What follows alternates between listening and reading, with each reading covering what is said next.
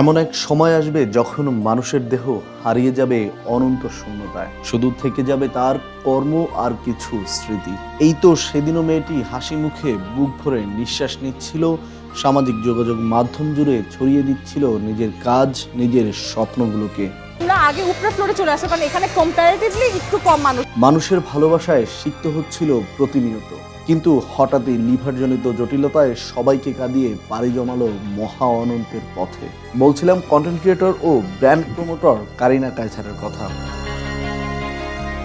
অসুস্থ হওয়ার কিছুদিন আগে যখন লেখক ও উপস্থাপক রুম্মন রশিদ তাকে এই সাদা কালো ছবিটি পাঠিয়েছিলেন, কারিনা মুগ্ধ হয়ে বলেছিলেন, ওয়াও কি জোস, আমাকে তো নায়িকার মতো লাগছে, আমি মারা যাওয়ার পর এই ছবিটা দিন।